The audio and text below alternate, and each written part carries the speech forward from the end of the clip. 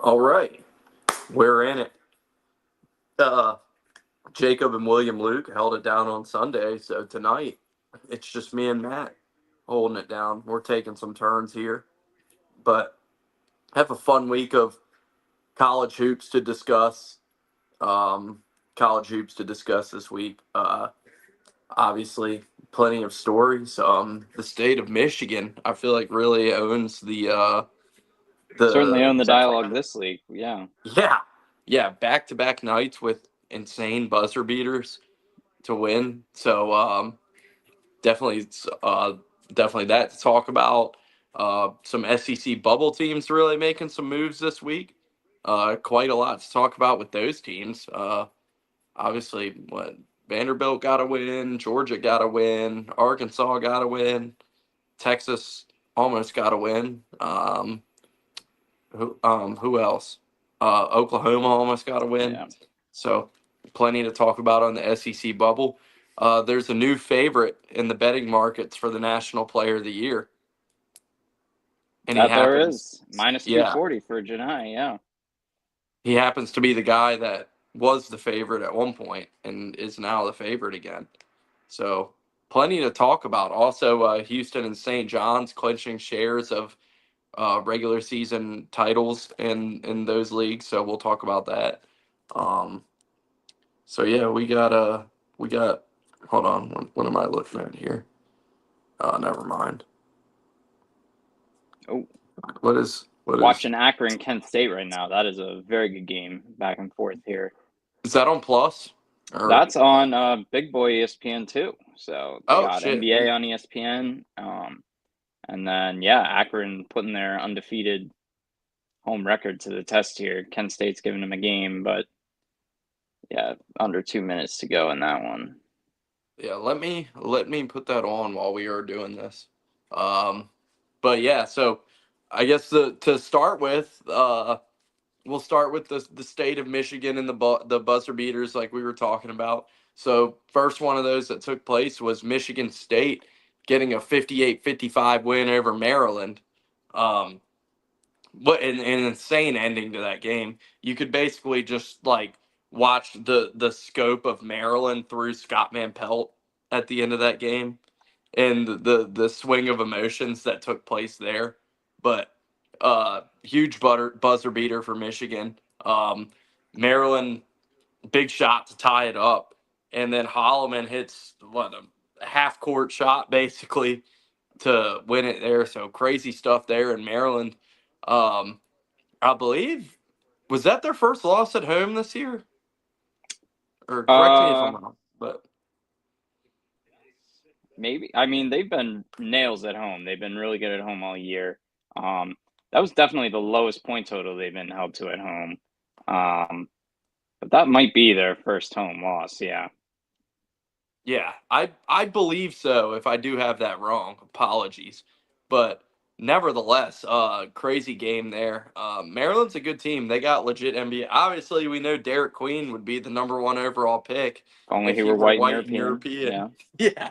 So, um, yeah. So he did not 10-10. What did he shoot? 2 for 11 in that game. So Was not one of his no, better games. Yeah.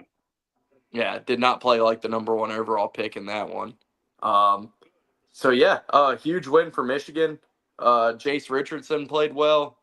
Um, yeah, lots. I'm trying to like because I'm thinking about some of the games last week because I wasn't on the podcast Sunday, so like I'm trying not to get confused with stuff that hadn't like because like I didn't talk about it, so then it's like fresh in my mind. So I'm trying not to make sure I get stuff confused with what happened last week. But yeah, big win for Michigan State there. Them and Michigan, obviously, we'll talk about the Michigan game in a second too, and their buzzer beater. But them and Michigan are and now tied for the Big Ten Yeah. lead. They're on a collision course for uh, last game of the regular season, Big Ten, March 9th. They're supposed to play each other at Breslin Center. So that might be for the Big Ten title. That will be a good one. And so yeah, yeah, we'll get to Michigan in a second. But on the Michigan State one, you got anything on that game to talk about, or where Yeah. where I do you want have. to take that discussion? Yeah. It's funny. Maryland, again, really good at home. They've kind of been so-so on the road, but like on a pure talent aggregate, people have always kind of been like, yeah, that's a team to watch. I can go pretty far. For Michigan State, they shoot so poorly, but they still find a way to win some of these games, and they just hit some of these huge timely shots. Both teams in that game were under 35% from the field. Um, Holloman himself, who hit the half court winner, was I think 3 for 12 on the game. He did not shoot well. So yeah, Michigan State just cannot really make many threes. They are taking more of them than they were at the first half of the season, but yeah, they credit to them. It's the legend of Izzo continues on there. That I was a think team that, yeah, it's crazy. They just keep finding ways to win these games, and that's a huge one on the road.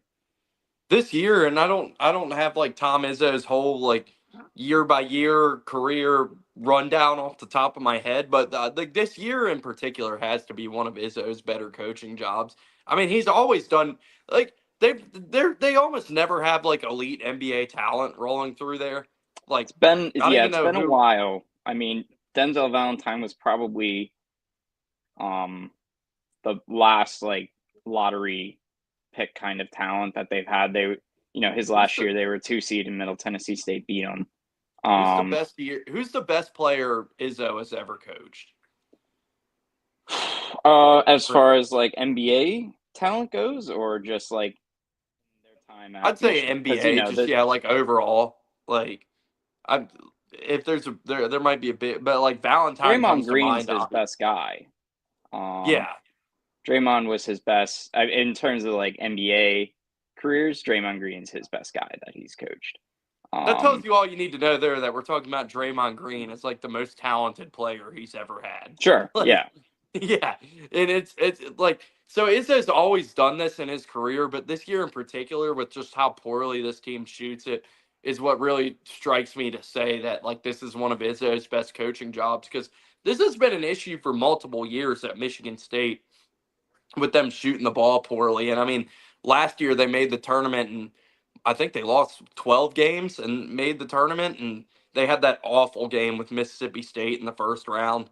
Um, but yeah, it's been an issue pretty much since that 2019 Final Four team that Izzo just has not had guys that can shoot the ball there, and it's an issue with this team again this year. And like they don't go out there and score like crazy, but they do what they need to do to win. And like it's Izzo's done this his whole career, and this really feels like one of his better coaching jobs for a few years where they really weren't relevant on the national level since that Final Four team. Like yeah. they're back in it this year, and I don't think this team is good enough to go to a Final Four, but it's also like I'm not going to sit here and say they 100% won't because you can never count Tom Izzo out there, and they're doing what they need to do to win these games, and now we're within striking distance of taking home a Big Ten regular season crown. Yeah, this is one of his more impressive jobs, certainly of late here. Especially just given the depth of it. I don't think the Big Ten. We've talked about this before. That I don't think any of the teams are particularly like national contenders, but the conference is super deep. They're going to get 10 teams to the NCAA tournament probably, and they have not really dabbled in the NIL field as much as some of the rest of the conference has. Um, and with Izzo especially, he has, he's up there in age. He's been there for years. His son just graduated. A lot of people have kind of, thrown his name into like, is he going to retire? How much longer does he want to do this kind of thing? But yeah, credit to them. They, don't have like a bad loss per se this year. The scoring is, the shooting, as we've talked about before, has always kind of been an issue.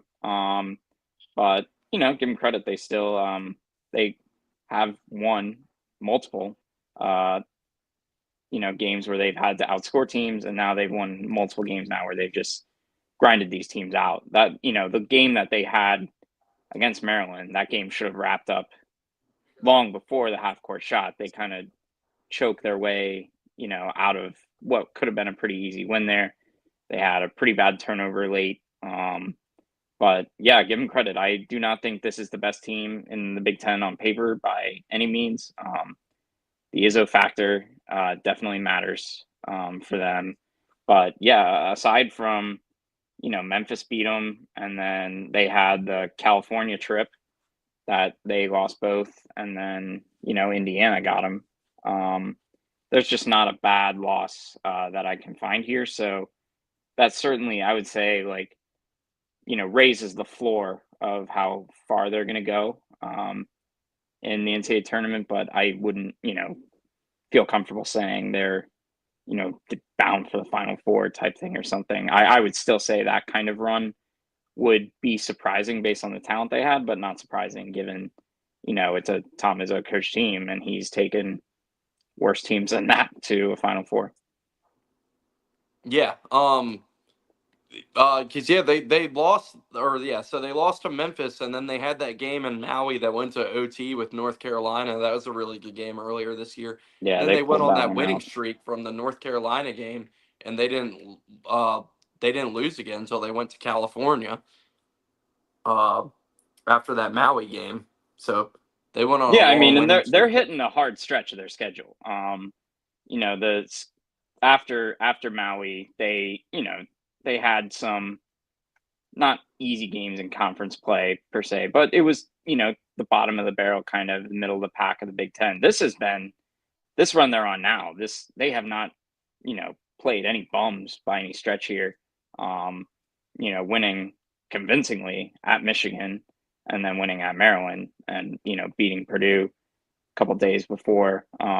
That's a pretty impressive stretch. And then obviously they got Wisconsin on Sunday. So for them to be able to rattle off these wins now at this time of the year, pretty encouraging if you're Michigan State going forward. They're just I wouldn't say they're a contender, but they are maybe top of the list of teams that like you're an Auburn fan. You do not want Auburn to run into Michigan State kind of thing. Like nobody wants to run into this Michigan State team, just because how they've been winning these games and the head coach. So yeah, I wouldn't put them in a contender, but I would say they are like near the top of the list of teams. Like I do not want to see this team. Yeah, yeah, I agree with all that.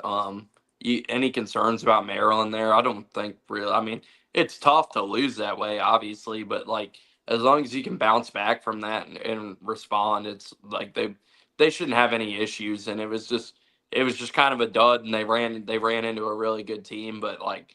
I didn't walk away from that game being like, oh, well, Maryland sucks. Like, I still feel the same way after that game that I did about Maryland going in. Yeah, they just have to solve the consistency equation on the road, and then obviously when they get to neutral four, they still have they have to go to Michigan. So that'll be a big one for them. But no, I mean I'm not concerned by any means with Maryland. I still think they you know are kind of a low floor team in their own right. Wouldn't say they're a contender either. They're a pretty well balanced team. Not a lot of holes in them, but yeah, I wouldn't say that I'm ready to write them off or anything.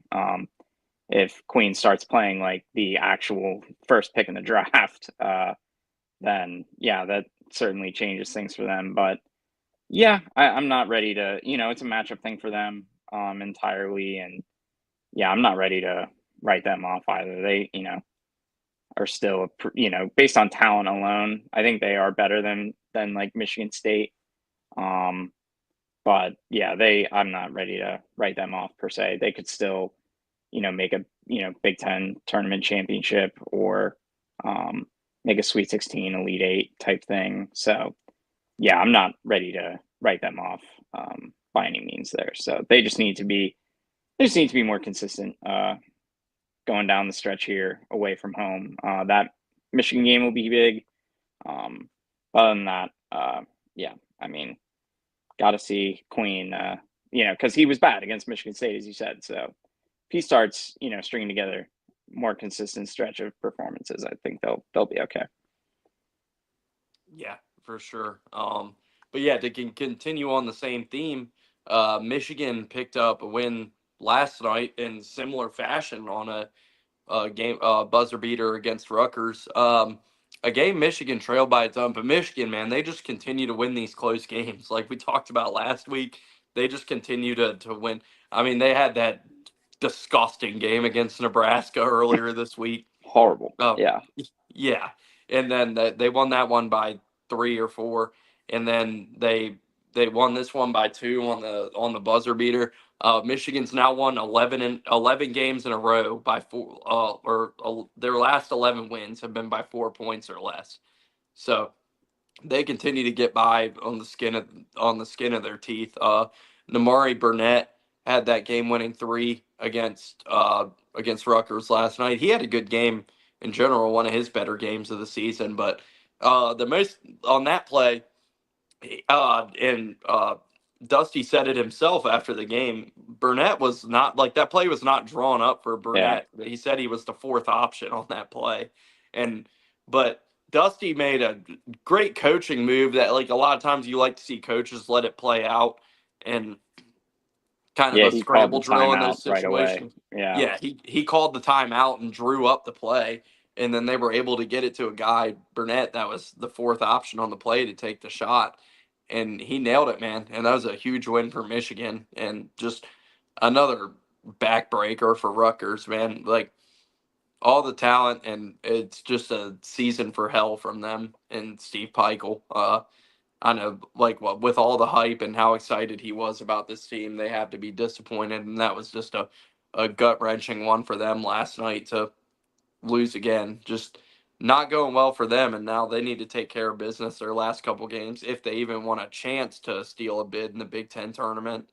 Um, so yeah, but yeah, big one for Michigan. Golden was awesome. Burnett had a great game, and obviously he had the big shot. So yeah, more theatrics to talk about in the state of Michigan. But where are you at on that one? That was pretty wild. Watching in real time. I know that game flew under the radar for most on the I did. Peacock broadcast. I forgot it was on. Hands up, like I forgot it was on. Yeah, I was talking to some people. I was like, man, I don't think anyone really knows this game's happening. But yeah, really good basketball game. Just high level play across the board there. Rutgers really just, what Michigan is doing, Rutgers is doing the opposite pretty much. They are not pulling out these games. Um, and yeah, give Michigan credit. They just found another way to win. Rutgers was in control really from uh, for most parts of that game. Probably for 38, 39 minutes of that game, Rutgers was in command. Didn't close very well, missed some free throws down the stretch. And yeah, Michigan just executes again. They are probably still at their best when it's Wolf and it's Golden, leading in points, and just they go as they go. But yeah, I am just running out of things to say here for Michigan. That buzzer beater, when it happened, you're just kind of like, what can they not do here? Like they can win the grimy game at Nebraska, and then they, put up almost 90 points against Rutgers here, winning on a buzzer beater there. But yeah, I'm still not sure what to think entirely. I still would not be shocked if they had a deep tournament run or somebody beat them in the first round. I And think as you said, it's been like months since I mean, like not since like January the 12th against Washington have they won a game by more than 4 points. So, you know, based on that stuff, I do think point differential in some ways matters, like in the NBA especially, but in the college game, it hasn't proven like that's not always like an exact because tournaments one and done. It's a different scene. So yeah, I mean, I could see Michigan just because I think people are seriously underrating the Dusty May coaching job that he's been doing, and just how good they've been later on in some of these games, and yeah, it's impressive. I still am like not sure where to put them. The second half against Michigan State was a pretty big concern. Um, they handled them like pretty easily in the last 8 minutes of that game. So I don't know if a team with that kind of talent is going to, kind of crack that code against Michigan. But um, and yeah, Nebraska's not a bad team, and Rutgers, as we know, has like two of the top five picks in the draft coming up here. But yeah, I'm just curious if when they do play at Michigan State, they obviously host Maryland as we talked about, um, and then they got Illinois on Sunday, so it's not exactly like an easy stretch for them to finish. But yeah, I'm curious to see if they can win two of those three games. It's I wouldn't be I'm not going to write them off either, but at the same time, like they play Illinois on Sunday, I want to see them beat the brakes off of Illinois. Like I want to see them really take it to Illinois, a team that like shoots an obnoxious amount of threes for no reason because they cannot make them. And I just want to see them run a team out of the gym just before NCAA tournament starts. I want to see them run a team off the floor just once. Like I have to know you're capable of doing that against some of these weaker teams. Otherwise, when you do see a team like Michigan State in your gym come in there and really beat the hell out of you the last 8 minutes there, that's somewhat concerning. So, got to see what they do these last three games. I want to see them really take it to Illinois here, especially because that's a team that no fans are buts about it. They should beat that team. They should beat that team by 8 or more and see what they can do. So, yeah, that's kind of where I'm at on that. I'm still not sold, but I'm not ready to like write them off either per se. So I think the inevitable outcome for Michigan in March is like they're setting up for they will get to the second weekend and they will lose to somebody in the Sweet 16 or Elite 8 by 30, and it's setting up perfect for that to happen after winning all these close games and everybody to be like, "See? I told you they were frauds." Cuz like I feel like they're going down the perfect trajectory for that to be the inevitable outcome here. yeah, I mean, they are susceptible to that outcome at some point because, the whole no point guard thing might, become an issue here coming up. Um, but I mean, that team that I had compared them to the like last week that Providence team in uh in 2022 that just ripped off a hilarious amount of close wins. Um, everyone kind of dubbed them frauds going in. Uh, they got absolutely fucking knocked in Big East tournament play. Creighton crushed them. Um, and then yeah, they kind of got back on the shit. They barely beat South Dakota State.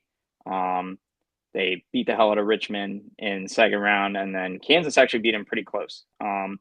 So it's one of those things like if history indicates like if they do lose, I don't think it would be from a they would not get like crushed by another team. I think they just will probably run into a team with more talent.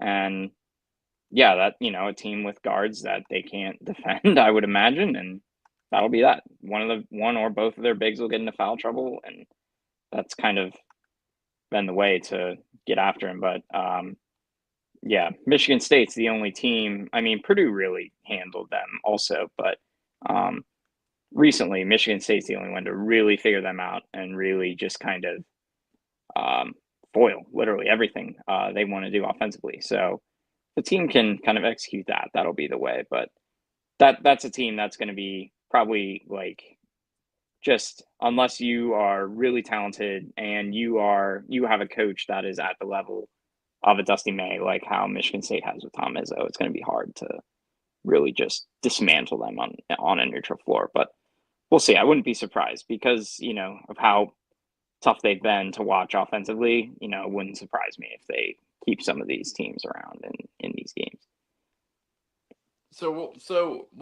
I do want to talk about Rutgers a little bit, and obviously, like, not really relevant for postseason, like to make any noise there at this point or all, but just like with the talent, like it's.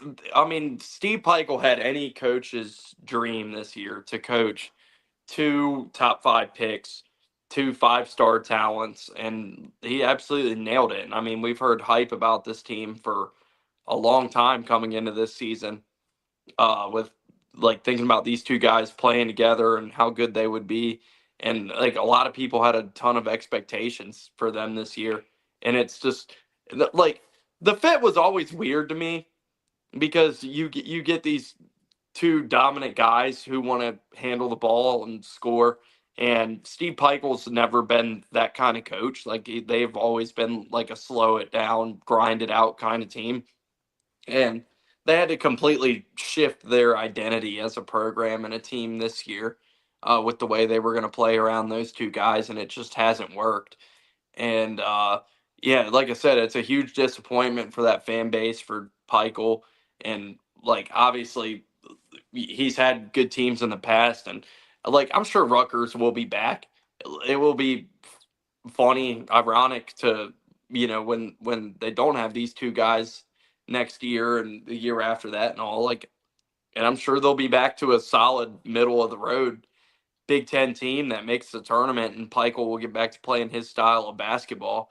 But just really, it's head scratching to think with those two guys and the amount of talent they have, like how it's gone so wrong for them and fallen off the tracks this year. But yeah, really disappointing to see. And if any team's going to sneak up and steal a bid this year, I hope it's them, because I think it's a disappointment to, like, because so many people are going to come in and watch games in March that haven't really paid attention this year. And I think when you have two of potentially the top three picks who play together and that team's not going to be playing in March, I think that's a bad thing for college basketball. So, I mean, if they can go on some insane run and win the Big Ten tournament, that would be awesome. But that doesn't seem likely at all. But yeah, just like, what do you think about Rutgers and just how much of a failure it's been with those two incredible talents this year in that team? It's a huge disappointment for sure. There's really no way around it. They are a horrible defensive team. They cannot guard. Those two in particular. Harper is not much of a willing defender either. So that's been a huge disappointment. I do think Ace Bailey he'll be harder to guard in the NBA game than the college game, but yeah, I think it's, you know, just a total. I'm not sure whether to call it a failure because the rest of the roster really is not very good. And it's surprising that, just in the, in the tenure that Michael's been at Rutgers, they have not really gone for those types of players. They prefer the older route, the kind of grittier route in the past. That's kind of been their lane. And like who wouldn't want those two on your team? It's a no brainer if But they want. Yeah, like any coach in college basketball, if you told them they could have those two on their team, there's not a single coach in the nation who would say no to having those two players on the roster this year. yeah, it's a total no brainer. And yeah, I mean it's just been a huge disappointment defensively, especially they do not guard. Um, some of the losses on their schedule are inexcusable. However you want to look at it, they should be, they dropped the game to Princeton. Uh, they dropped the game to Kennesaw State.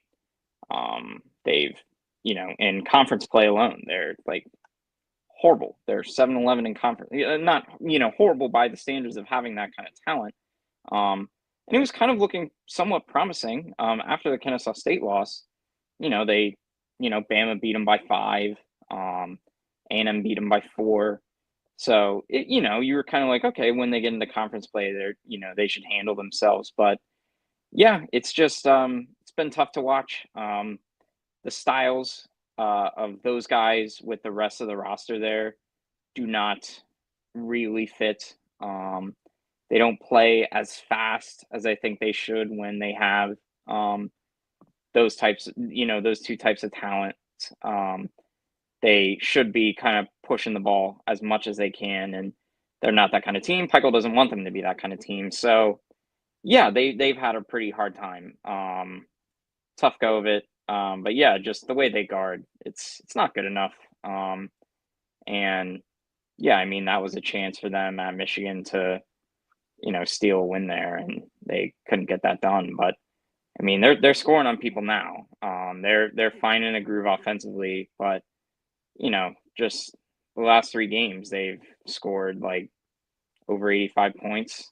I think, or I guess they scored 82 at Michigan, but they're 2-1 in those games. That cannot happen. Like they should be winning those games every time, and they're not. And they play their next games at Purdue. They should have no trouble scoring on Purdue, but Purdue's probably going to hang a bunch on them. So yeah, it's frustrating to see because I was pretty excited about those two guys coming in. There was, actual credible talk of like Ace Bailey being better than Cooper Flag and being like this guy's actually the better player. That was a real discussion. Like, It yeah, was, yeah. yeah. And it's just not that way. Like, sadly, it's just not turning out that way. That may be true when he gets to the NBA. But yeah, like, and not to say Ace Bailey's not having a good season because he is. Like, his games really mirror, like, kind of like what Brandon Ingram was at Duke. That type of player. Him and But Harper have played well. Like, yeah, it's hard to scrutinize, and they're getting the ball like all the time. So they have like I'm pretty sure both guys are top 10 in like percentage of possessions that they're getting the ball a ton. That's I think they're conference ranked there especially, but yeah, they've been good, but it's just not like the rest of the team. They've been let down significantly, and yeah, it's just a tough one to watch. And Harper didn't have like his best game per se at Michigan, but the 2 games before he had 34 against Washington and he had 25 against USC. And he's just kind of like showing what he can do on those nights, and on the nights he plays really well, they do really well. He had 28 against Illinois, they beat him. But then Michigan State, he had like a 6-point game. Penn State, he had a 7-point game. So yeah, the and games he does really well. They play really well, but Harper missed the defensive assignment on that yeah, game winner too. Like I went back and watched the end sequence of that game, and definitely looked like he was supposed to have Burnett there and kind of let him sneak out and get open to even have that shot. Which, and like I said to start it, it's that was kind of the most mind-boggling thing about this Rutgers team, and like a part of why I think it hasn't worked is just like Peichel's teams have always been so good defensively, and that's been one of his ways to get by is like yeah, he loves to grind teams out and stuff, and it's kind of a weird fit with those two guys going there from the start. yeah. It's tough, and just kind of a waste there. They haven't defended well. I mean, Harper. Sometimes I'm like he's trying to pad his stats here.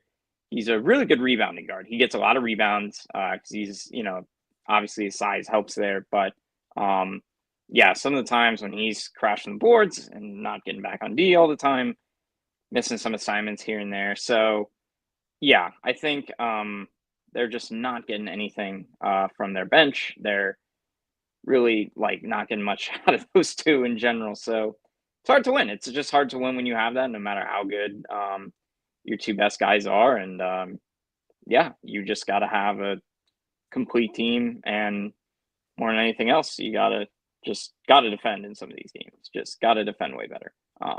So I'm with you. I want to see them playing as much as you can. Sometimes I worry that they've kind of checked out already, and they're just like, we are ready for the NBA. Did they ever check in? Yeah, there you go. You could argue that. But yeah, so we'll see what happens. But their work's cut out for them in Big Ten tournament play for sure. They're going to need to go on quite a run. William Luke has joined us. What's good? Is he there? How goes it? Can y'all hear me? We can. Let's go, boys. How we doing? Solid. Better than Rutgers basketball. Yeah. Yeah. Yeah, we have. I mean, you probably picked a good time because when Matt finish talking about Rutgers there, the next I was going to talk about was kind of a really big Tuesday and Wednesday for all the SEC teams on the Let's talk bubble about it. there. Yeah, so I mean, I'll just kind of run through these results and then we can talk about the individual games as a whole. But Georgia got a fucking massive win against Florida. Like that game was their season. If they didn't win that one, it was over. They Yeah. could call it a wrap. And they played like a desperate team in the first half and played probably the best half of basketball they've played all year. They did their very best to give it away in the second half, but they were able to hang on and get a win there. Demery was incredible in that game. Yeah. He couldn't miss. So that was an 88-83 win for Georgia. And then, so that was the big result bubble wise on Wednesday for the SEC, or on Tuesday for the SEC. And then Wednesday, we had a few meaningful results. Vanderbilt, another team on the bubble, probably not on the bubble anymore. They went on the road and got a win against A&M. So I'd say Vanderbilt is probably safely in at this point. They don't have to sweat it out anymore. So that was a huge win for them. 86-84 was that result. A&M kind of on a slide there. We'll talk about it. Like I said, we'll run through these individually and let everybody get their thoughts in. Arkansas got a win over Texas. That's two teams in the SEC on the bubble that both needed that one bad. Arkansas was able to pull it off. Went to overtime. They did their best to give it away as well. Same thing I said about Georgia, but Arkansas was able to prevail in that one in overtime. Avicic was awesome in that one. And then Oklahoma, they did not get the good result. They were playing Kentucky at home and went down to the wire. That was a good game and a lot of bad blood and theatrics there after the game. But Kentucky was able to get 83-82 win there over Oklahoma. So, like I said, like definitely some meaningful results there for SEC bubble teams. So yeah, mainly the biggest one, I guess the first one to talk about is the Georgia one because that was Georgia was trending out in most brackets, and that was such a big win for them that vaulted them from like the next four outranged all the way back in the field wherever you look now. So that was a massive win for Georgia, and that was a classic spot where what we see in college basketball a lot, where late in the season, March is coming up, and a team knows that a game is everything for them. And Georgia played like that team on Tuesday and got a big one against Florida. Yeah, that one just was a hugely entertaining game, just bubble stuff aside. William Luke, can you mute your mic when you're not talking? It is very loud. But yeah, they were out of their minds in the first half, especially. And as you said, just shooting the lights out. Best half anyone has played all season. That first half against Florida there. But that was also Mike White's first win against Florida since being the coach at Georgia. So that was a big one. I had to take him out of there. Yeah. Sorry, go ahead. Yeah, that was Mike White's first win against Florida as the coach at Georgia. So good on him there. But that was also a game where you're watching and it's 51-35 at half, and you're like, yeah, Florida is too good to get blown out. They are going to they're going to come out like gangbusters in the second half, and they did. And yeah, I honestly was thinking with 5 minutes to go in that game that they were not going to win. I was pretty reserved that Georgia was going to blow that game somehow. But yeah, credit where it's due. They were awesome. And yeah, there's just, I think they should be in.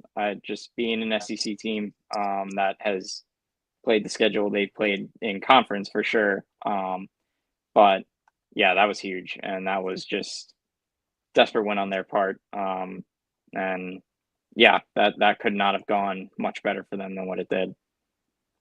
At least in the first half. It was close in the second, but yeah, huge win for them. Yeah. Yeah, I mean, like you said though, they did their very best to give that away in the second half.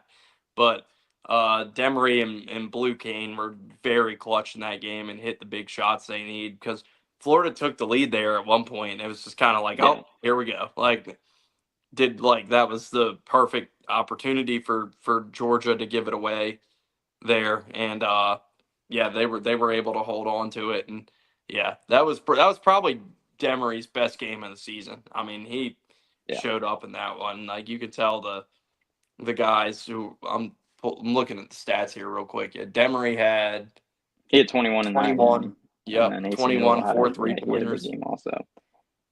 But yeah, Yeah, that was a win that they needed. They had not had a signature win in conference play. They had the St. John's win, but they were desperate for just big conference win. They had only beaten, they had only won 4 games in conference going into that game. So, yeah, and that was going to be their last shot at a big time win in the regular season. So that was one they absolutely had to have. And then, the game tomorrow against Texas, that's kind of not a loser leaves town scenario necessarily, but yeah, that one is probably, I would say, like elimination game to get in NCAA tournament before conference tournaments start. Whoever wins that Georgia Texas game is probably like in the next or first 4 buys, I would say.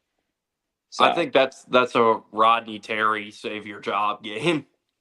it's in the discussion for sure. I mean, they need that one pretty bad. I think that as of today, Joe Lenardi had Texas as his last team in and Georgia as the first team out.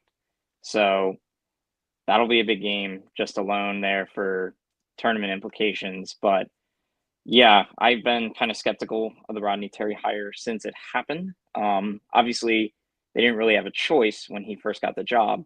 But yeah, I mean, that's one where got to have that to really just the rest of the season. It's not going to come down to that Georgia game individually, but they have a tough stretch as well. They got Georgia, Mississippi State, and Oklahoma to finish. So they have to, like, no fans or buts about it, win 1 or 2 of those games. They should beat Georgia at home, and they should take care of Oklahoma at home. But yeah, it's still, I would say, like, kind of a relative, like, expectation should be higher for that program given where it was just a couple of years ago. And they're just kind of wasting. We talk about Ace Bailey and Dylan Harper for Rutgers. Trey Johnson might be having a better season than both of them, and they're Trey just kind Johnson's been incredible. yeah, and they're just kind of like wasting his season as well. And he is, like Arthur Kaluma might be the best or the next best player on that Texas team. And yeah, it's just super impressive to see what he's done. They just lost against Oklahoma or against Arkansas. Trey Johnson had almost 40 points.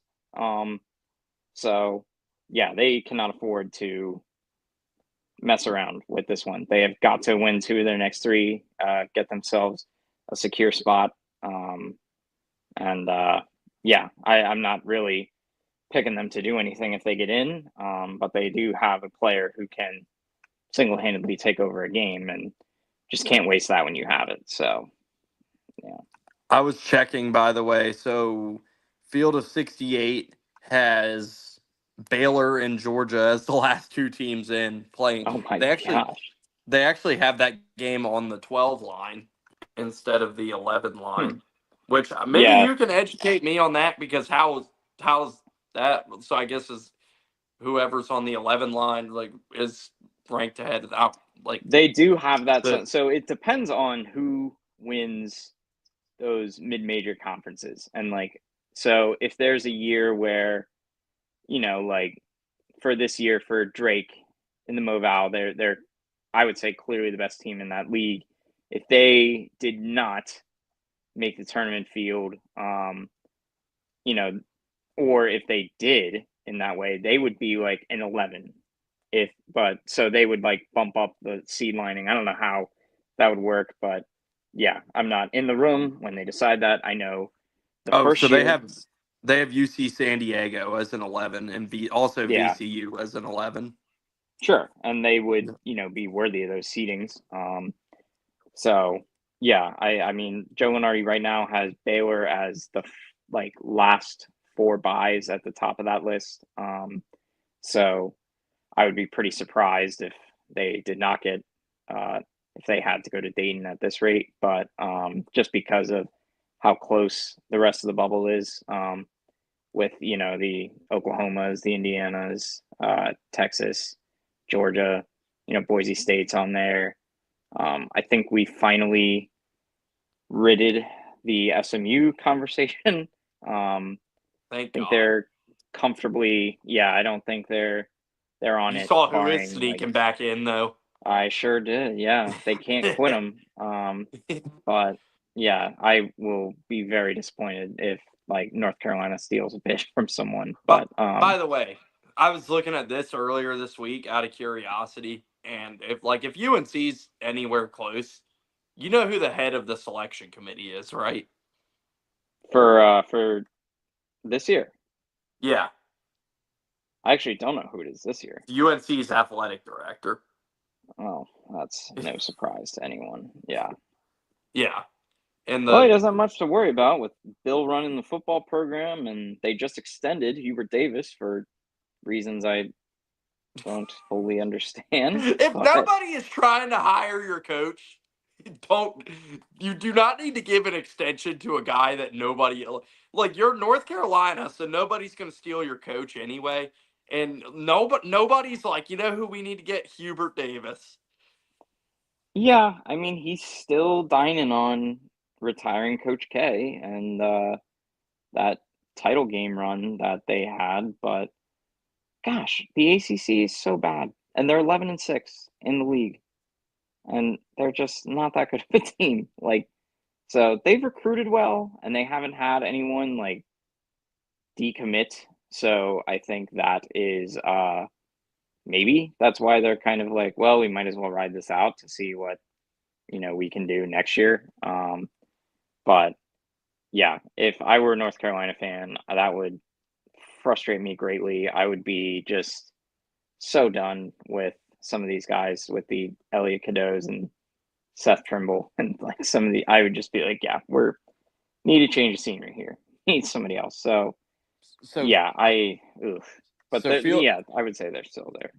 Field 68 has Dayton. The last four has Boise State, Indiana, Baylor, and Georgia.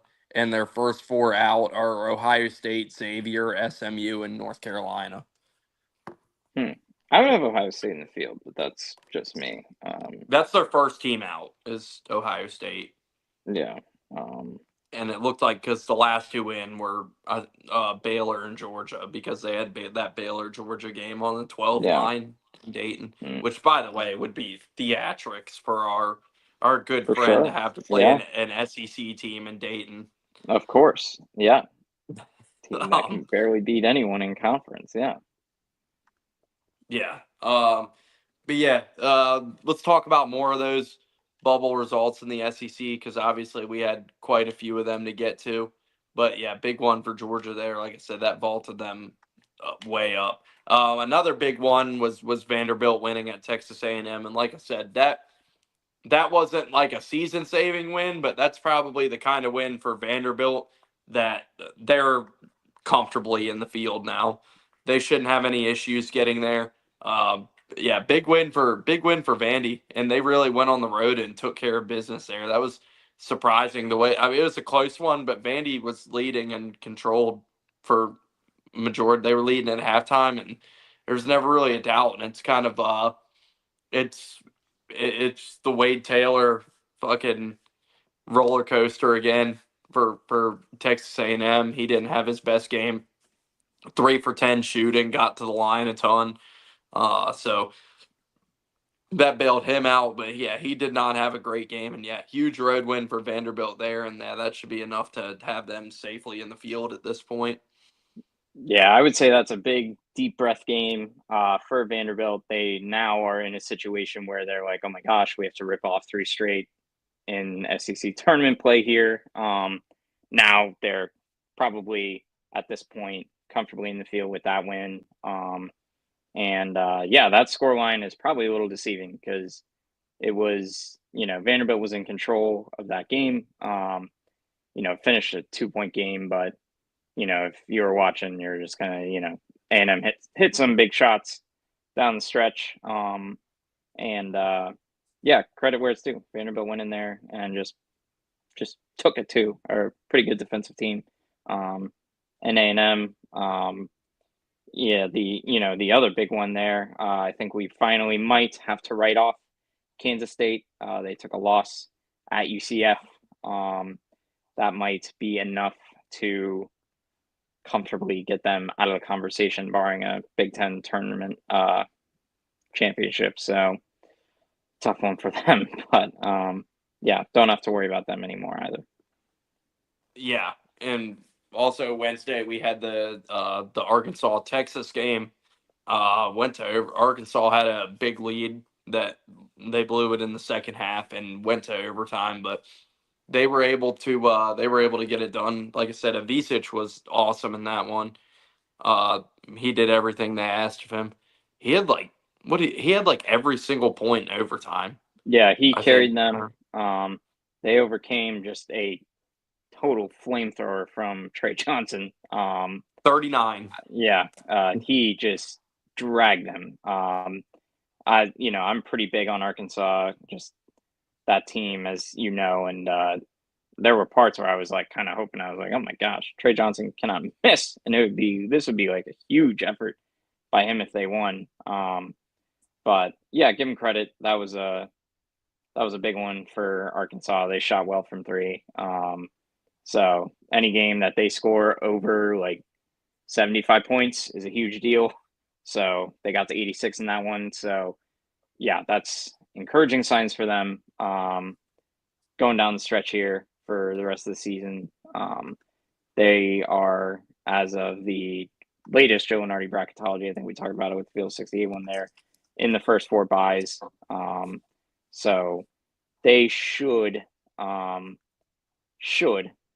be at one of those at larges that gets in tournament play. The rest of the conference play for them. They will obviously probably beat South Carolina. Then they finish at Vanderbilt, home against Mississippi State. If they split the games with Vandy and Mississippi State, they should be good. So 2-1 probably gets them in. If they get to that 19-12 mark on the season, 8-12 in the conference, or 8-10 in the conference, excuse me, that should be enough for them to get in. So good on the Hogs. And then the last SEC bubble result was Oklahoma almost got a big one against Kentucky. You'll have to let me know about Lenardi. They still remain, I believe, they're in the last 4 buys on field of 68, but that would have been a huge one for Oklahoma. That probably would have been enough to get them off the bubble completely. It would have, yeah. If they could have pulled that one off. Tough one for them. And we mentioned some of the theatrics after the game. That was pretty entertaining stuff. But that's one Oklahoma really could have used. And like the last play, where Fears just barreling to the rim. Yeah, with 3 guys. Yeah. Like if you take, like, they had 3 guys like at the rim, like ready, like that knew exactly what was coming. And like if you take 2 seconds to kick that thing back, like somebody's gonna be open naturally by process of elimination. So like if you go down there and run a swing back, they probably would have had a pretty good look for the win there. But instead, Fears just drove straight to the rack with 3 guys waiting for him, and OA got the block to win it. He had the game winning bucket, and then went down and got the block to seal it for Kentucky too. So and then he was talking a lot of shit after that game. It was pretty funny stuff. But terrible sequence for Oklahoma there in a game that they really could have used. Yeah, that one would have been huge. They had it in their hands. That was not the best of Kentucky either. They did see some Lamont Butler. They did see some Jackson Robinson, but obviously, not the best version of them. They did not play very many minutes. Yeah, I'm not sure where this would rank as far as them starting 13-0 and then being where they are now would be. I mean, just being 4-11 in conference play alone, and their wins in conference are not horrible either. They have Arkansas, Vanderbilt, Mississippi State, but the rest of the season, they're going to need to win one of these games, and I probably would not favor them in any. Home, or I'm sorry, away at Ole Miss, probably not winning that one. If I had to guess, or minimum, they won't be favored. They host Missouri. That's a game next week. They just have to have. I think that's going to be maybe their best chance. They have to have that game against Missouri, and then they have to go to Texas to finish the season. So if they go 0-3, they're pretty much in must-win SEC tournament scenario where they're going to have to win a game or two to solidify their spot. And they're going to have to hope that, some of these other teams just do not get bids stolen. Or someone like a Rutgers in the Big Ten that we've talked about does not go win the Big Ten tournament or something and take a bid from somebody else. So, And there's a strong likelihood that that's going to happen somewhere. Yeah, I would say it would depend on if they considered San Diego or Irvine at large teams. Because those one of those Big West teams, I think San Diego is really good. They should be in the field. I really hope they get in. But yeah, if VCU. if a Utah State did not win the Mountain West, Utah State's an at-large, and San Diego State or Boise State or Colorado State wins a conference instead, that really screws them over. So as of today, VCU and San Diego are the two, those two teams should be in. They They're should, on every yeah. bubble you look at right now, but those two teams should be in, whether they win their league tournaments or not. I think VCU and San Diego should be in, and obviously Yeah. VCU is going to have Mason to deal with in that league tournament, and That'll then be San Diego. Yeah, and then San Diego is going to have Irvine there. So so those that are the should two I have that'll my be a eye tough on. bubble. I mean, I would say playing the percentages, I would say Oklahoma's probably out by Selection Sunday. But we'll see. They've got to win one of their remaining 3 games here, because if they finish as of now with that's going to be 17 and 14, they're going to be horrible in conference play. They'll finish 4-14 at that rate. If they drop all 3 of those games, that's probably not enough.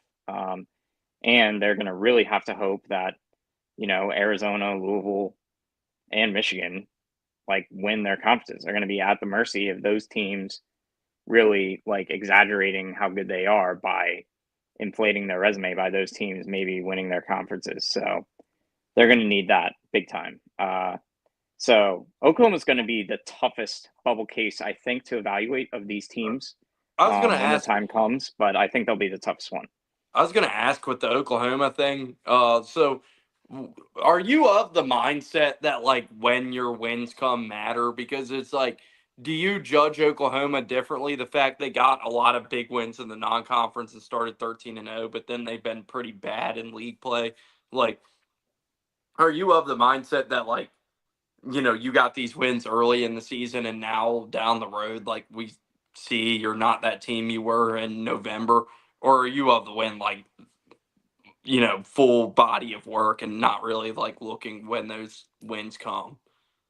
I think it matters with both. I don't think you can take one without the other kind of thing. So what I mean is okay, so when they beat Arizona, I think if you factor in is Arizona still, are they as that kind of team now, or what kind of team are they now? If that version of Arizona is not much worse or worse at all than what they were at the start of the season when they beat them. They've remained pretty consistent. Michigan has remained pretty consistent with that. So I think those are big wins. Like neither of those teams really tailed off. I think, this, if anything, just speaks to the strength of the SEC this year. I think conference play and non-conference are totally different. I think a lot of these teams at the beginning of the season are, trying to feel it out, especially some of those teams that have a huge group of new players coming into the fold. I think that those teams are, most of the time trying to figure out who they are, figure out rotations, minute splits. So, yeah, I mean, by game 10, I mean, a lot of these teams have an idea of that. And, the only ones that, it's hard to say. I mean, some of these wins they've had are really close. But yeah, I mean, a team like Arizona, that's an impressive win. I think you could judge more harshly. Maybe I wouldn't if I were on the committee, but I could understand someone being like, okay, well, Louisville, that's, 6-7 games into Pat Kelsey's time at Louisville. So they didn't know what they were, and they weren't the best version of what they are right now, probably.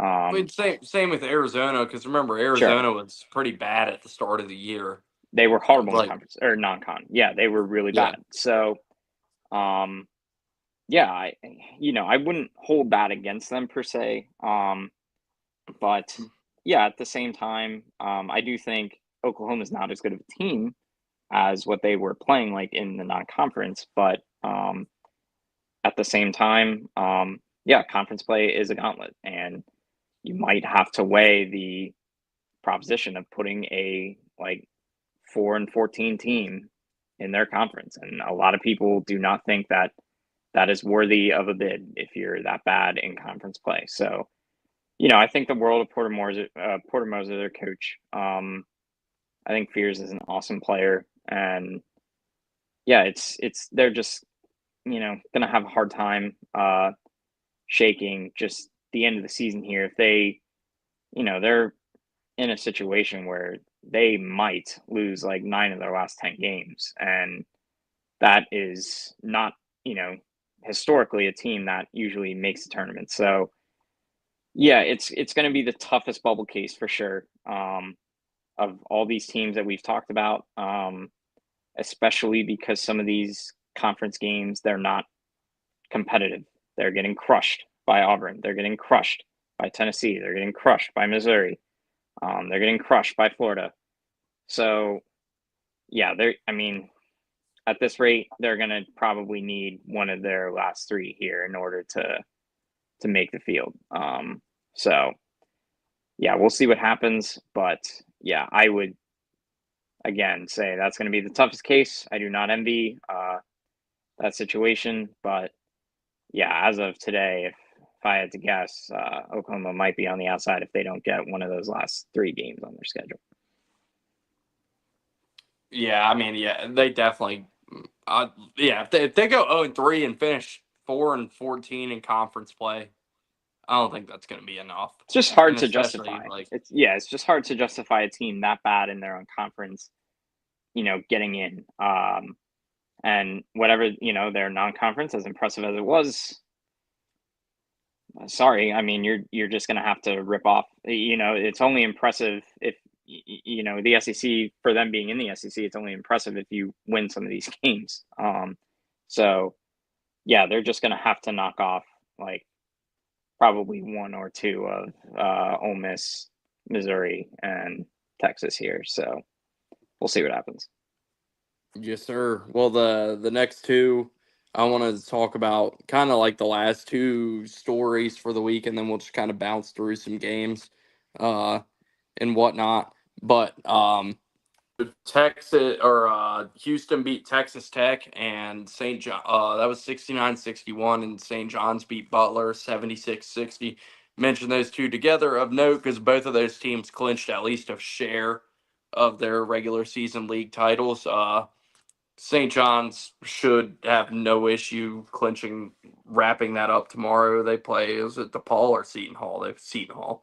So yeah, St. John's should have no issue wrapping that up tomorrow and clinching that outright. And then who does Houston play tomorrow? Tomorrow, think who Houston has. That's a good question. Off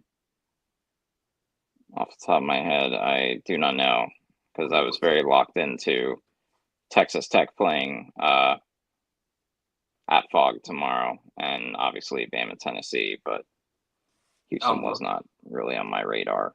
They play Cincinnati tomorrow. Yeah. So they should so annihilate them. Yeah.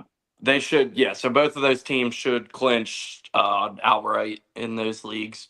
But yeah, big Houston, 2 years in the Big 12, and they are the Big 12 regular season champions, 2 for 2. And then obviously Rick Pitino in his second year at St. John's, he clinches a share, and tomorrow should clinch an outright Big East title. So huge for that. I believe I heard earlier this is St. John's first outright Big East title since '86. So it's been a some long time.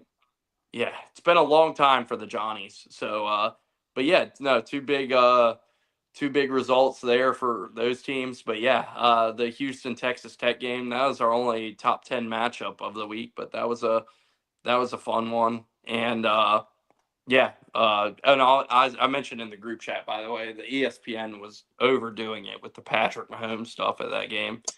They were like, it was a little much. And yeah, it was just every time like, all right, possession arrow to Texas Tech, and there's Mahomes like getting up and cheering, and it's like, okay, we're really going this route, I guess. So, yeah, that game itself was Houston manhandled them. There was really, Texas Tech made some runs, but Houston was yeah, awesome in that game, and him and coming on late might be the difference for them going to Sweet 16 versus them going to a Final Four further. He was not great to start the season per se, and now he's taking his game to a new level. So that's what makes this Houston team so scary is they have like there's no like superstar. This is the guy that jumps off the page at you, but they have 4 or 5 guys in their lineup that can take over a game any night. And when you have multiple guys you can rely on to do that, like chances are most nights at least one of them is going to give you what you need. And if you can get that from multiple guys, and it was Uzan the other night, you're going to be in good shape. But they are a deep lineup, and it's just a credit to Kelvin Sampson and how like they'll lose talent and he replaces it seemingly with no issues, and he's just built an absolute juggernaut there at Houston. Like what's so impressive about Houston is they play like they are able to, because different teams play different styles, and college basketball, like it can come down to like who can establish their game. And Houston, every game they play will drag every single team into the mud, and they will play how they want to play every single game. Yeah, it's fun to watch. I mean, usually those kind of games, you just kind of, roll your eyes and are really not looking forward to watching. But Houston takes that to a different level because they are a really efficient offensive team. And they're all grown men. Like every single one of those guys defends their asses off. They are all like matchup. They can match up with anyone. They guard 1 to 5. A lot of what they have on the floor there. And yeah, I mean, this might be my favorite iteration of one of the Samson Houston teams. And yeah, it's, as you said before, they're really deep. They got guys who can guard literally any player. Like there's not a player who will get on the floor against Houston and they will not have someone who can go up against them. They are just extremely disciplined on both ends of the floor. This gets talked about a lot. Like Illinois has been catching a lot of shit for, they're shooting so many threes and they're a horrible 3-point shooting team. Well, Houston doesn't do that. And like the only guys shooting threes for Houston are the guys who can make their threes. And it's just kind of refreshing to see they don't take bad shots on offense. They certainly know how to milk the shot clock when they play. Tempo, this is maybe the slowest Houston team. But yeah, they're really efficient. They don't take bad shots. and then defensively they're just a motherfucker to deal with. I Prime mean, example of what you say about like so Robert. I'm looking at Roberts. He was 3 for 10. Didn't have a great shooting night. He had 16. He didn't attempt a single 3-pointer. That's yeah, exactly what you talk about. They have the right guys taking these shots. yeah, they're just a hugely disciplined team. Across the board, they all know their roles. And yeah, there's, I mean, like whether it's Janai Brome, Cooper Flag, uh, Tugler's going to guard him and probably make someone else beat him. So yeah, that's a huge weapon to have. I mean, this now, granted, this Houston team could get in like in the past. It's always kind of been those better gifted offensive teams that can really like. There might be a ceiling where offensively they're just not hitting enough shots. They're two of their losses this year. They got Auburn and Bama, and those are two of the best offensive teams in the sport. So I wouldn't say that they couldn't keep up with Auburn per se, because that was not like a high scoring game by their standards. But yeah, I mean those are kind of the teams they might not want to run into. But they'll still find a way to drag those games out. And still that game at Kansas that they had no business winning. That's a team that maybe last year's Houston team or the year before probably loses, but this year they found a way to win that one. And And last year they should have been in the Final Four if 100%. If Jamal Shed Shed if didn't get hurt, yeah. they would have been there, and they probably would have been in the national championship against UConn if Jamal Shed didn't get hurt. I think they probably would have beaten Purdue. So yeah, that was disappointing. But yeah, this year they have all the makings of a Final Four team. Just defensively, they're just going to be really tough to deal with, and whoever matches up with them, as you've talked about here, is going to have to beat them on their terms. Like you have to beat them on their terms, and they're going to make you earn it. Like really, nobody besides Bama has beaten them like in a like back and forth kind of game. Like Texas Tech beat them. That was a weird kind of emotional game. Texas Tech shot it really well. JT Toppin got ejected. But like still, Auburn beat them, and Auburn had to beat them playing how they wanted to play. Like they could not really get up and down on Houston. They just beat them because Auburn executes really well on offense and they're gifted offensive team. So yeah, you're gonna have to beat them playing their way, and it's gonna be a rarity when they're outdone at head coach either. Like it's kind of you know it's hard to see Kelvin Sampson dropping a game to I don't know, like take your pick, like Greg Barnes or Rick Barnes, excuse me. I was confusing Rick Barnes and Greg McDermott there because I was looking at Creighton here, but They both yeah, fit though. yeah, really. But yeah, I didn't want to take anything away from Greg McDermott, but yeah, like it's hard for me to see like a Greg McDermott coach team or Rick Barnes coach team getting by this version of Houston. And like everything that people praise about Tennessee, I think Houston is just a better version. I think they're just a better version of Tennessee. And yeah, that is a team that like if like if you're a fan of Auburn here or anyone else who has a chance to win a national championship, or Duke especially, I would think that is Houston is the last team Duke wants to see, just because of how they play basketball and the roster composition. Yeah, Houston has to be top of the list of teams that like you being a fan of Auburn. That's just not a team you want to play twice in the same season, and No. you just do not want to have to go through them. Like you'll take the Bama route every day of the week, kind of thing, over a team like Houston. So yeah, I was not high on them coming into the season. But this team absolutely, I would not be shocked if they won a national championship. I think they're that good, and I think this is Sampson's best team that he's had at Houston for sure. And with them getting a big road win and with Florida losing, Houston's now on the one line wherever you look, and looks like they're going to have the inside track to be a 1 seed.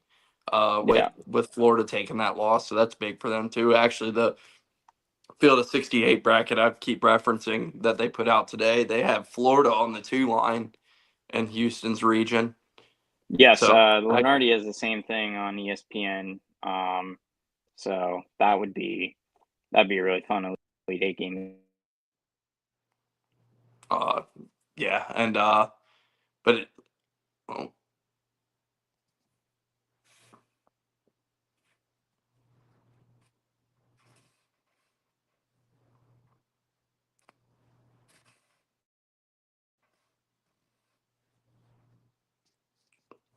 I can't hear you. It's not me this time. I checked. I'm not connected to the earbuds. I can hear you now. You turned into a Yeah. silhouette for a second, but I can hear you now. Sweet. Yeah, I was getting a call. Getting a call there. But I yeah, had to I make was. sure it wasn't because last time it was me and I didn't know, so I had to make sure this Yeah. time. I was gonna say I really ask that Houston and St. Mary's and St. John's are not in the same region. That would Oh just my be like god. they should just name that like the rough on the eyes. We're Tennessee. Yeah, that would be a nightmarish scenario. Get all those teams in the same region. That is Speak, something I do not want to see. Speaking of that, I had the under in that game. That last 3-pointer tech shot on Monday, Oh that my gosh. rammed out like that was it was good. We were good by 1 point, and Tech Yeah. shot that three, and the fucking rimmed out. I was like, ah! Like that shit had me fucking on the edge of my seat. But we Yeah. were able to squeak the over through. But yeah, to kind of end this discussion and move on, just the other we've talked a lot about St. John's in past weeks, so we don't need unless you have anything in that game or particular you want to dive into. But they clinched a share of the big East regular season, and assuming they don't go full UConn, we'll clinch the outright tomorrow. So, but yeah, big for Patino there. And Patino, they're also doing the white out game where Patino wears the white Yeah. suit tomorrow. So, no chance St. John's is losing that one, right? No, they're not gonna And stop the Patino whiteout game. There's no way. So to clinch the outright Big East, they won't play. Because that was the first thing Patino said after the game when they asked him. He was like, I don't like to share. He's like, I like Greg McDermott, but I don't want to share with him. yeah, no, that'll be that conference tournament's gonna be a lot of fun at MSG and with St. John's playing really well. So yeah, looking forward to that. But yeah, can't give Patino enough credit. Gonna win Big East Coach of the Year for the first time and well deserved. So excited for Big East tournament play here coming up. Hell yeah. Well, I'll start bouncing around through the week for some results. I guess that was the only real important one on Monday. Obviously, North Carolina won for bubble reasons that matters, I guess, and we talked about that horrible Michigan Nebraska game already. Um, Tuesday, we already talked about a few games, but let's see. What do we want to dive into? Oh, obviously the Bears going down to Cincinnati. Cincinnati hanging on by a thread on their in their own right for a tournament bid. But yeah, the Bears, man, they're trending towards that bubble too. Horrendous performance by the Bears against the Bearcats. First of all, like Jizzle James played an extraordinarily inefficient game. Like I'm pretty sure he had like 18 points on 20 shots. Did you know Really he's rough Edger game. James' son, by the way? Yes, that's incredible stuff.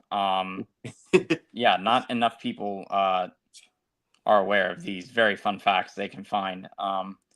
But yeah, very disappointed in the Bears. Just these now they're playing themselves into bubble territory. That is unacceptable. Unacceptable for the Bears. Well, we have to talk about the committee's SEC bias, or Baylor wouldn't even be on the bubble. So. Well, obviously, yeah. I mean, that's for starters. There, I am like kind of checked out on Jeremy Roach. If I'm a Bears fan, Langston Love was horrible against Cincinnati. And yeah, that team is best when VJ Edgecombe and Rob Wright are leading the group, and Rob Wright did not barely played the against Cincinnati. So the Bears fans have officially declared that they're ready for football season. oh, very much so. Yeah, they're ready for Auburn to come to town. Walker White. Oh, very much so. They're ready for them on the Brazos, as they say down there, the Brazos River. They are ready for game day to come as well. Apparently, game day will be there. So the Bears fans are saying. So game day will be there. Yep. You heard it here first. Oh yeah, Lee Corso will be dressing up as Bruiser the Bear this year for the pick segment. So, yep, just watch out for the Bears. That'll be a big football game. Not to get too far ahead here. But yeah, the Bears fans they were during football season saying, wait for us in basketball season, and now it's basketball season. They're like, get us on the football field here. We're going to the playoff. So, yeah, very. Gotta move those goalposts. I know. Yeah, it's tough. So we'll see. I don't know the status of the Baylor baseball team. I'm watching A&M Arizona right now. But yeah, not really sure what to make of the Bears here these days. But they are in the last 4 byes. So if they do not royally fuck up the rest of their season, they will be an at-large. Otherwise, have fun in Dayton, pal. Get ready to learn Dayton, buddy. Going to the first 4. But yeah, defensively, they are trash. They continue to be trash. Lucky for the Bears, they finished the season Oklahoma State at TCU and playing Houston. So they'll probably win the Oklahoma State and the TCU game. But, they have Houston at home. I would imagine that's senior day or something. Juve will be there. So, I mean, come on now. Yeah. So, Juve will be at that game. Next weekend, Juve will be with me in DC. So, so he'll be with me the day before Selection Sunday. Hoping. Georgetown? No, not the Hoyas, pal. He's no. He wants U Street. So.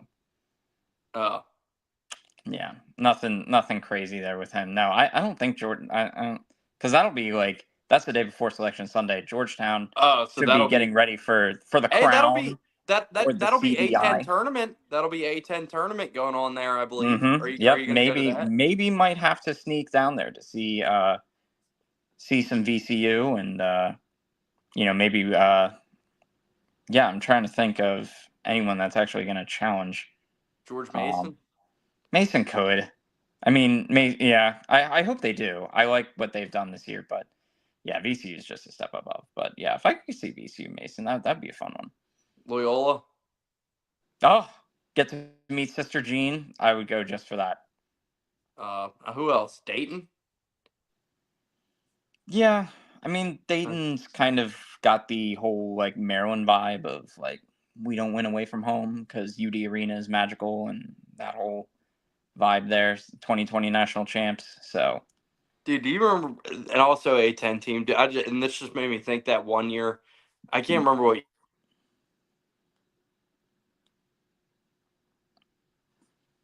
The A10's been for those Billikens. Oh yes, the Billikens. Yeah. The Billikens are. I mean, they new coaching hire and everything. It's not this, they don't have Jordair Jet was my favorite Billiken, and they have not really been able to get back to that level since they were like a 5 seed in the NCAA tournament beating TJ Warren. So, yeah, but hey, who knows? Well, you mentioned Oklahoma State. They got a big win on. I guess not really a big win. They're not doing anything, but a upset against Iowa State. I mean, by their standards, it's a big one, yeah. But I believe Curtis Jones and Keyshawn Gilbert were still out in this one. Or Jones might have come back, but I don't think he played. Well, again, I'm trying to remember back. Tuesday was a long time ago. But either way, Iowa State, they've been slipping, but they're still not at full strength. No. But I believe earlier Jones will be back tomorrow, and then Keyshawn Gilbert's questionable tomorrow. Yeah, so, it's not the same like lockdown Iowa State defense that they had last year and they're accustomed to, but yeah, I mean, and they finished with a decently tough stretch. They got Arizona and BYU still, and then like Kansas State by that point. I'm not really sure what they're looking at with that, but yeah, both those games are at Hilton, so Yeah, Iowa State. It's not the same Iowa State that was there last year or the year before, but we'll see. They're still going to be a tough out for someone. I'll group these three together. Auburn, um, Alabama, and Missouri all beat the shit out of Ole Miss, Mississippi State, and South Carolina, respectively. Yeah. Not much to talk about. It just No. of note for Auburn, it's just how Auburn continues to this. It's like Ole Miss is a good team. They've been in the top 25 all year, pretty much, and Auburn just dismantled them. Like never competitive. Like Chris Beard, really good coach, really good team, and it's just continues to be so impressive. Like I just complete. But the main thing of note, I'd say of those three, after the Ole Miss Auburn game, Janai Broom jumped back to the favorite in the National Player of the Year race now. So were you surprised to see that? I don't think I was surprised. I mean, I think maybe we underestimated the the amount of like how much more national attention Janai would be getting at this point than Flag, because they're in so many more bigger games. And I still think Cooper Flag is better than Janai, but at the same time, like being the face of the best team in the sport right now carries a lot of weight. So yeah, I mean, and as you said before, like Ole Miss scored 76 and they lost by 30. So that is not very common in today's college basketball here. But yeah, Bama and Auburn are doing that on a nightly basis. Bama just seems to be able to crush every team except Auburn these days. So and Missouri, yeah, and can't forget them. But yeah, I'm not horribly surprised. I would be surprised if it's still held up like by the end of the season, because I don't know where where Game Day is going to go for Duke Carolina at the end there. They're going to go to Duke Carolina. Yeah. They always do. Yeah, I would imagine that like another like big time spotlight game for him is going to be like that might help his chances there. But Auburn plays Alabama that same day. For sure. So. They have Bama at Auburn. So yeah, I again, as we've talked about before, it's great for the sport. It's a really fun race. I do not think I would still give it. I would still lean Cooper Flag because he's a better player, but at the same time, like you cannot scoff at someone who would vote Janai Broom. So yeah, I think it's sets up for pretty cool finish here for any of the NBA heads who are watching exclusively for players like Cooper Flag. I feel bad for those people, but yeah, it will force you to tune in to some of these games down the stretch before NCAA tournament games start, because your guy might not win National Player of the Year here. So yeah, we'll see what happens, but yeah, I would still lean Flag's way. But yeah, if Janai wins, Janai wins. It would be well deserved. West Virginia beat TCU. That was a bubble game, so of note there. They took care of business.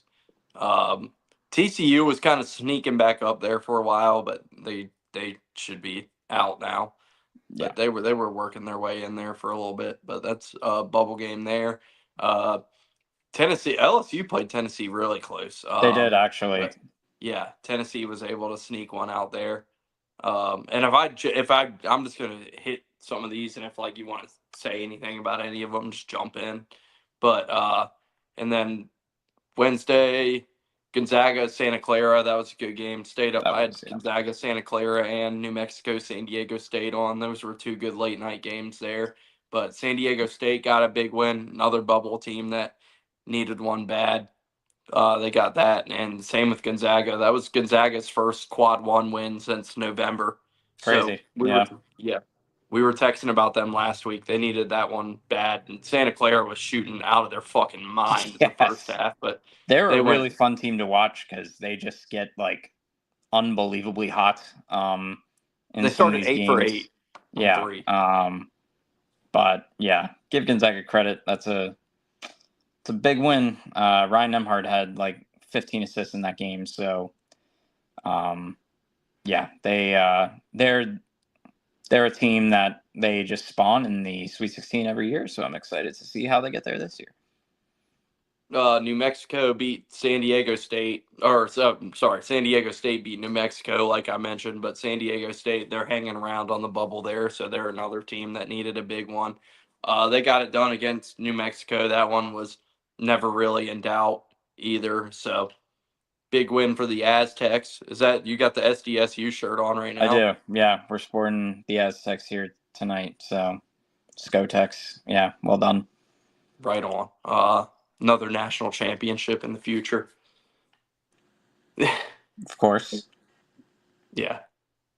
Maybe. Let's see. What else? Your Huskies got a big win against Georgetown. Huge. Big time, yes. Huge for Dan Sanity, obviously. So, yeah, that was just Georgetown. They're like now gone from shit to like average. So CBI, they'll be giving them a call. Oh no, what about the Crown? Or the Crown. They might be a Crown invite. I do love when so like when you watch ESPN games, they'll just be like, and here's Joe Lunardi, he's got this team, last 4 in, blah blah blah, last 4 out, like first 4 buys. For some reason, like they have on Fox, they have like the Mike DeCourcy, like last 4 in, last 4 out, Crown invite. They're just like Crown invite. Yeah, they just show like, oh, Villanova's a Crown invite. I was like, what?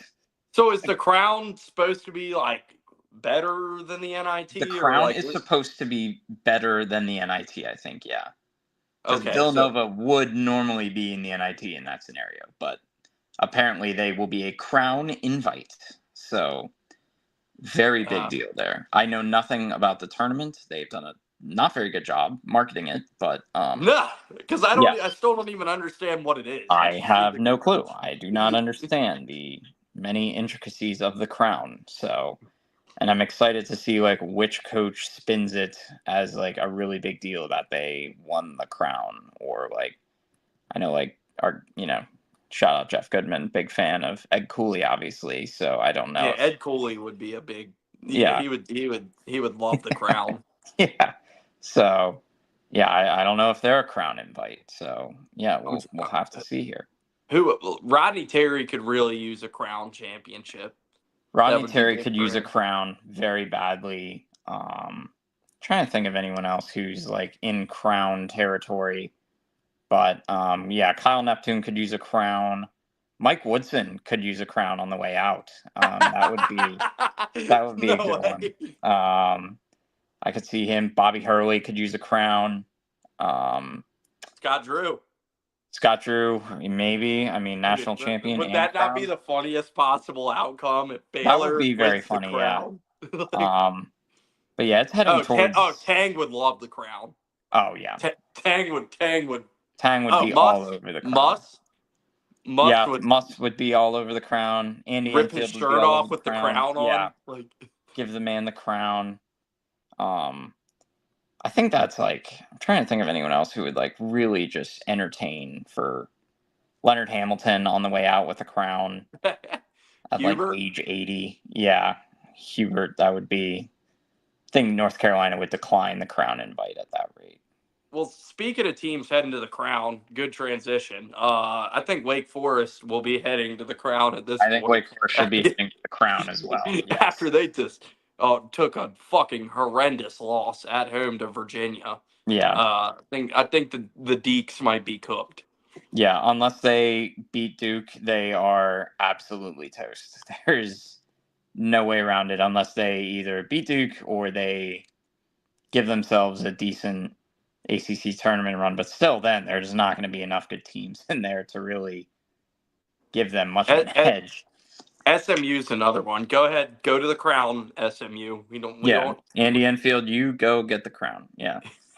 But but teams who might not be playing for the crown. Boise State got a big bubble win against Big Utah time. State. Yes. Yeah, So that was a big one, and they really kicked ass in that game. they did. Yeah, that was fun to watch. Yeah, that was a huge one. Dagenhart was incredible in that game. Yeah, big win for Boise there. So, yeah, that's about it for that day. Let me skip through and see. I know Thursday was a bunch of shit, so I don't think there's really anything. Same with tonight. I guess tonight we had UCLA and Purdue, and that was probably. I don't know if there's anything else worth. Akron got the win, like we were talking about at the start of the show. Yeah, Akron remains undefeated at home. Jacob was none too happy about Chattanooga beating UNC Greensboro on Thursday. that is worth. He is insistent that they will upset Samford on Saturday, though. Okay, okay. Buckyball's coming back around. They just put up 95 against VMI, so careful now. Yeah, no, because I guess I haven't looked at the standings there, but I guess ETSU probably needs them to lose. Yeah. So he said they will beat Samford. Declaration. All right. Let's We see. don't see many guarantees here, but that's one. I'll hold them to that one. Bunch of shit Thursday. We already talked about Rutgers, Michigan, so I don't know anything else to mention. And that shout out Doug Gottlieb. Yes, as a favorite. As a favorite covered one there. That's a big one. So yeah, well done by Doug. But yeah, other than that, nothing crazy there. Robert Morris clinched Horizon League regular season. That'll be a fun tournament. Shout out to Andy Toole. Did you see the ridiculous, while we've been on here, the ridiculous Sun Belt tournament bracket drop? Yes. Yeah, we got like the quadruple bye. Yes. That's like the old West Coast Conference bracket where they're just like, we're just going to put Gonzaga and St. Mary's in the semifinal, and the rest of you can battle it out from here. Yeah, that is insane. Yeah, and then tonight, Purdue took care of business against UCLA. VCU fucking kicked the shit out of Davidson. I guess that's worth mentioning for the bubble. Yeah, a lot of other shit tonight. Yeah, I mean, you got anything else you want to mention from the week that I skipped over? No, nothing crazy that that we hadn't already discussed there. You know, some fun Mountain West After Dark. And yeah, great week for Mountain West After Dark. Yeah, it really was. So very excited for those conference tournaments to get started here. That'll get going next week. So fun stuff. This will be like one of the last like fully packed Saturdays of Saturday of the regular season. Yeah, because we'll be in the conference tournaments. Yeah. So yeah, sad to see it go, but looking forward to it tomorrow. I don't know. What do you think tomorrow? I will be up for. I will be watching San Diego versus Cal State Fullerton at 10 tomorrow. So I will be enjoying the rest of the Big West regular season there. So Fullerton is so fucking bad. They're horrible, and the court is worse. I don't know if you've seen the court. Yes, I was watching last night because I bet on Irvine last night, so I was watching that. Yeah, it's a rough court. Baseball school there, so they are a fucking terrible team. Yeah, they are very bad. Like just not Valley bad, but they are the next tier below. Yeah, you gave Doug his shout out for getting it done though. I think Maryland Eastern Shore got a win this week too. Oh, big time. I can't remember if that was one this week or last week, but yeah. And then we skipped Purdue UCLA tonight. Purdue got it done. So yeah. Who did Maryland Eastern Shore beat? Like CSM or like St. Mary's College of Maryland? Who did they beat? Let me look it up. Because not a Not the best team there.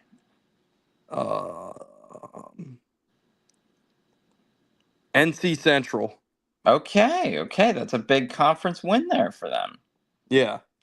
So, yeah. Shout out to Maryland Eastern Shore. What a great Nice. school. Yeah. Where are you at? There we go. Had to find the link again real quick. But yeah. Yeah, tomorrow. Big day. What you think? Anything you want to dive into? I mean, obviously we'll be back Sunday to recap it, but going into Saturday. Auburn has not won at Rupp since 1988. Yes. Do you think that ends tomorrow? It can. It has to. I mean, there's just how that would be shocking if of all the teams that I would see like stepping up to beat them. I mean, like Florida's a buzzsaw, but I would be pretty surprised if I think that game will be closer than people give it credit for. But as for them winning outright, that'd be tough. That would involve Kentucky playing some defense. And yeah, I would be really surprised if that one went Kentucky's way. The line is Auburn -4.5. Yeah, we'll see. That's why they play the games. I would be pretty surprised if Kentucky pulled that one out. But I see that being a close game, and they're the type of team that I could see giving Auburn a hard time. But yeah, they got a guard. They just have to defend them better. They need to get more. They need to be at full strength with Lamont Butler and Jackson Robinson. And they just need complete effort there to beat them. So good news for Kentucky. They're comfortable playing a game like in the 80s and the 90s. That is probably going to be what it's going to take to beat that Auburn team. They're going to need to score in that range to beat them. So, yeah, I think that'll be a really fun game. But yeah, if Kentucky won that would be just seismic for them. It would be really big for the program. I don't think it would affect. It's obviously not going to affect Auburn's seeding. They're still going to be 1 seed. They're still probably going to be number 1 overall, probably. But yeah, that could play Kentucky into maybe 2 seed territory if they play their cards right going forward. So yeah, that could be a big win for them. But yeah, Auburn's probably, I would gun to my head say that they'd win that game. I just wanted to mention this too because I live right outside of Montgomery. Huge game in the state of Alabama taking place in Montgomery tomorrow. The Alabama A&M rival. That's a big rivalry. Yeah. Between those two. So I just wanted to make note of that because it's right down the street for me. But yeah, no, that should be fun. Highly doubt I will watch it, but yeah, that's fun to make mention of. We got the real clash of styles with Bama Tennessee tomorrow. Yeah. That one's the over under is 158. They basically just have like no fucking idea who's gonna so they put the number of like right in between like what a Tennessee line would be and an Alabama Pretty line much, would be. yeah. They're just like fucking. But So, I was interested to see what that number was going to be. Tennessee's a 3.5 point favorite. Yeah, that's probably fair, and I would say that game goes over. I would say that one goes over.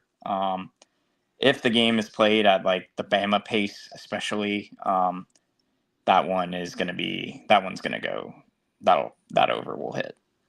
I was like scrolling through tomorrow's games. Did you see Spike Lee at the LIU game? Yes. Dude, that was fucking awesome. Like, what are you doing? You turn on NEC front row to see Spike Lee courtside. Yeah, I'd be like, "Are you lost? like, what are you doing here?" Like, you think he had to buy a ticket? Honestly, I would be shocked if he did. Or if he did, it would be like a $5 kind of like rip-off ticket that they, like you go to a movie. They had like the high school gym bleachers. Where yeah, pretty much. Yeah, it is. It is like a high school gym. All those NEC gyms are like very small high school gyms. There are probably many high school gyms bigger than that. Are you lost? Yeah, like that's what I would have asked him to be like. Are you like a man impersonating Spike Lee, or are you actually here to watch some like saw that on LIU. Twitter. I was just like, Yeah, what is? like, are you here to watch LIU and Wagner? Like, what are you doing? Hey, good for Spike. Good for the Sharks. Yeah, I Um, mean, not many people can say they just have celebrity fans walking into their games that way. Hey, the Long Island Sharks do. Yeah, gotta give them credit. But yeah, what else tomorrow? Anything else you want to mention? Tomorrow, Texas Tech and Kansas play tomorrow at Fog. That'll be a good game. I think Kansas is favored at home. Which the way they have Kansas minus 4.5. Yeah, which the way they've been playing is very surprising that they would be favored really by anything more than a point and a half. I will never touch a road team in the fall. Neither will I, and that's one of my rules. That's in the manifesto. In the But manifesto. yeah, not touching that one either. Tomorrow, Arizona, Iowa State, that'll be a good game. That's at Hilton Coliseum. A&M, Florida. Yeah, that'll be good. Missouri, Vanderbilt is more of like a deep track SEC game, but that Obviously. should be good. You already mentioned Georgia, Texas, too. That's going to be a big bubble game. Xavier really needs tomorrow against Creighton. They're also on the bubble themselves. So they are going to probably need to beat Creighton tomorrow. No exception on that one. Gonzaga, San Francisco is another interesting one, too, because I think San Francisco still has at least a puncher's chance to maybe getting at large if maybe not. Yeah, Field of 68 thinks they do. And that'll be a good basketball game regardless. They'll go right back and forth. That one's being played actually tomorrow at Chase Center. So yeah, that'll be a fun game. Gonzaga can probably, if they win that one, that'll probably be enough to keep them out of Dayton, for sure. at least. Same thing with A&M Florida tomorrow. That should be a decent game. I think Florida will handle them pretty comfortably, but yeah, that'll be a fun one. Also, as we talked about earlier, Maryland's on the road at Penn State. They are much better than Penn State, but it's one of those like, can you please just crush another team on the road? Like, can you do this? Can you just handle this team at home? That line is making for a close game. So not entirely sure what to expect in that one. But if you're a Maryland fan, you're hoping to see they just come in and take it to them. In addition to that, Indiana's got Washington tomorrow. That might be a closer game, and Indiana's also in bubble territory. So they definitely should. That's just kind of must-win game for them. Just in must-win territory. We talked about Oklahoma tomorrow. They're at Ole Miss. That's a game that they need very badly, as we discussed before. I do not have the line of that game in front of me, but I would expect it's like Ole Miss by like 6.5 or 7. So I can look that up. Yeah, that should be a game that Ole Miss beats them, but they certainly, I would expect, are going to be favored in that game. So yeah, that's one that should Ole Miss be -8. Oh, Ole Miss is -8 now. So yeah, that's yeah. I would probably say that one's a game where, yeah, that's probably a cover for Oklahoma, but Ole Miss wins that one. So, yeah, there should be a lot of really good games. Sunday we got Wisconsin, Michigan State. Yeah, and that should be a good one. Obviously, yeah. And for entertainment value tomorrow, if you want to, this game is starting earlier, but SMU Stanford has a chance to just completely end the SMU dialogue once and for all, because that, if you want a team that has played literally no one, they have played absolutely no one. Well, they've played, but they have beaten. Yes. 0 quad 1 wins. Yeah, should say that. Yeah. And then so for some Dan Harrowly antics tomorrow, there's always antics at Providence. So those two play tomorrow at noon on CBS. That one, you will almost certainly see Dan Hurley going at it with a Providence fan because the Providence fans are pretty relentless. But yeah. But other than that, yeah, Sunday's got some decent games. Wisconsin, Michigan State, as talked about.